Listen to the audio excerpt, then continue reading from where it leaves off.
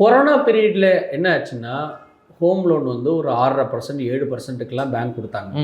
ஏன்னா அப்போ low interest rate, எல்லா சென்ட்ரல் பேங்க்ஸும் பணத்தை நல்லா பிரிண்ட் பண்ணிகிட்டே இருந்ததுனால எல்லார் கையிலையும் பணம் சேரணுங்கிறதுனால ஸோ எல்லா பேங்க்கும் உங்களுக்கு 7%லாம் லோன் கொடுத்தாங்க.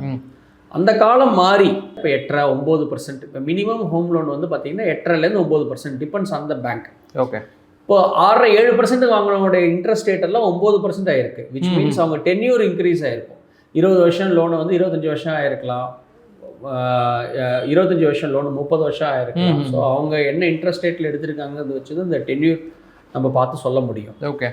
இவங்கெல்லாம் என்ன பண்ணணும், நான் என்ன இன்ட்ரெஸ்ட் ரேட்னு தெரிஞ்சுக்கிட்டோம்னா இவங்க இதே பேங்க்கில் கண்டினியூ பண்ணலாமா, அந்த பேங்க்லேயே ப்ராசஸிங் ஃபீ கொடுத்து கம்மி பண்ணலாமா, இல்லை நம்ம ஏதாவது ப்ரீபே பண்ணலாமா, நம்ம என்ன வட்டி கட்டுறோம் அப்படிங்கிறத முதல்ல ஆராயணும். இன்ட்ரெஸ்ட் ரேட்டு இன்க்ரீஸ் ஆச்சுன்னா ஆட்டோமேட்டிக்காக ஏற்றிடுவாங்க.